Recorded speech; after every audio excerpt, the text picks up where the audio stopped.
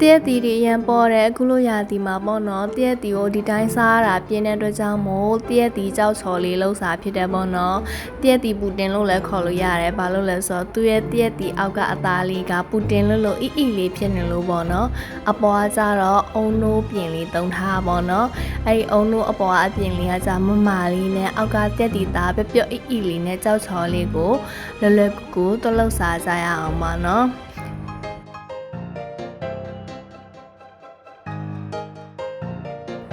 ဈေးကနေဝယ်လာတဲ့တရက်တီအလုံးကြီးနှလုံးသုံးထားတာပေါ့နော်10 gram ပါတဲ့ကြောက်ချော်မုံနှစ်ထုပ်ရယ်အုံနိုး200မီပါတဲ့တပူရယ်သုံးထားတာပေါ့နော်ပြီးရင်အိမ်မှာရှိတဲ့တကြားရယ်ပေါ့နော်တရက်တီကိုပထမအုပ်ဆုံးဆေးပြီးတော့အခွန်လေးကိုနှွာပြီးတော့တေးလေးလိထားမယ်ပေါ့နော်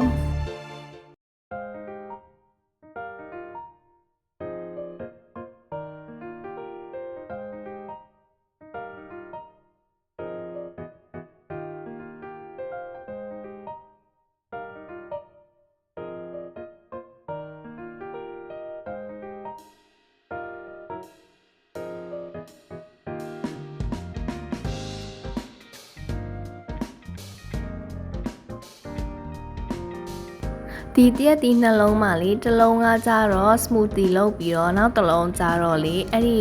ပူတင်းထဲမှာ topping အနေနဲ့ထည့်ဖို့ပေါ့နော်အဲ့ဒါကြောင့်တစ်လုံးကိုကြိတ်မှာဆိုတော့လေပုံစံတွေကိုတိကျမဟုတ်ဘူးဒီတိုင်းတေးလေးတွေပဲအရင်လီးထားလိုက်တယ်ပေါ့နော်သူ့ကြိတ်ဖို့ပေါ့နော်နောက်တစ်လုံးကြတော့တေးလေးတွေလီးထားတာပေါ့နော်သူ topping အနေနဲ့သုံးမှာဆိုတော့လေတေးလေးတွေလီးတာပေါ့နော်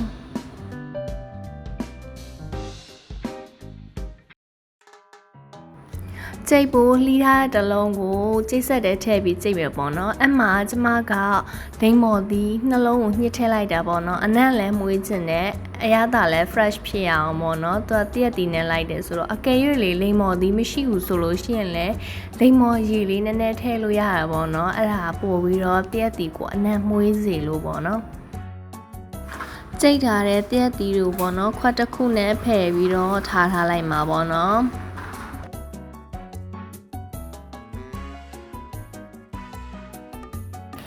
ကြိတ်ပြီးဖယ်ထားတဲ့ smoothie လေးတော့တောက်ချင်စရာလေးဖြစ်နေတာပေါ့နော်ကြောက်ချော်လို့တဲ့ထုံးစံအတိုင်းပဲပေါ့နော်အိုးတစ်လုံးထဲမှာရေ300မီထည့်တယ်ပြီးတော့တကြား3စွန်းထည့်တယ်ပြီးတော့ရှိရင်နှံ့အောင်ပေါ့နော်တကြားရေဖြစ်သွားရအောင်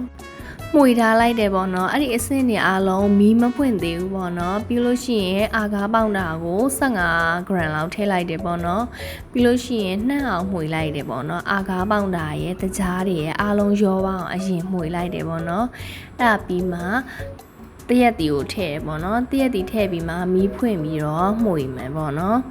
ပြစ်သွားတဲ့အထိမှုထားမယ်ပေါ့နော်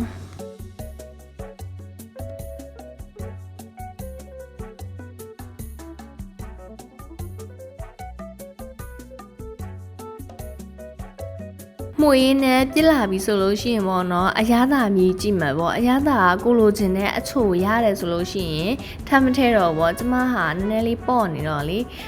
တကြားထည့်လိုက်တယ်ပေါ့နော်ကြားထည့်ပြီးမှုရင်းနဲ့မှာမြည်ကြည့်တော့အရသာအတော်ပဲဆိုလို့ရှိရင်ချလိုက်တော့မယ်ပေါ့နော်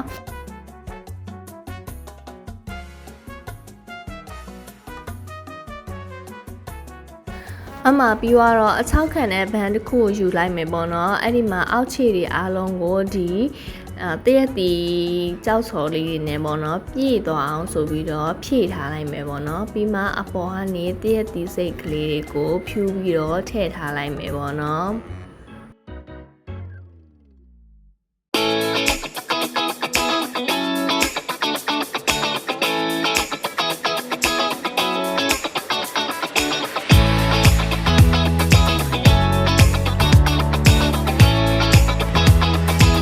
တရက်တီစိတ်အသေးလေးတွေတေချာထည့်ပြီးရနောက်မှာပေါ့နော်ကြံတဲ့ကြောက်ချော်ရည်တွေကိုလောင်းချထားပြီးလို့ရှိရင်တရက်တီလေးတွေကိုညှိထားလိုက်မယ်ပေါ့နော်ပူတဲ့ချိန်မှာဆိုတော့ညှိထားလို့ရသေးတယ်ပေါ့နော်ညှိထားပြီးတော့ဒီတိုင်းအချောက်ခဏခံထားလိုက်မယ်ပေါ့နော်အဲ့ဒီချိန်မှာအပေါ်ကအုံနိုးလေးရအတွက်တလုတ်ထားလိုက်မယ်ပေါ့နော်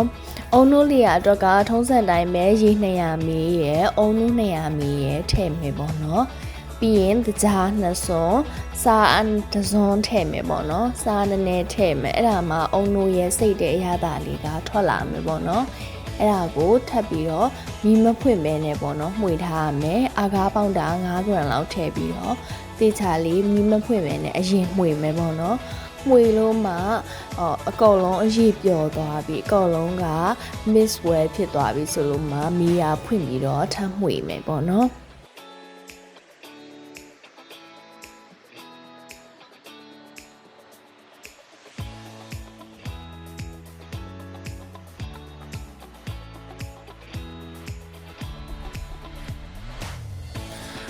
မွေနဲ့လုံးဝပြစ်လာတာကိုခံစားမိမယ်ပေါ့နော်အဲ့ခါကျရင်အရသာလေးမြည်ကြည့်လိုက်တယ်အရသာလိုချင်တဲ့အရသာရပြီဆိုလို့ရှိရင်ချလို့ရပြီပေါ့နော်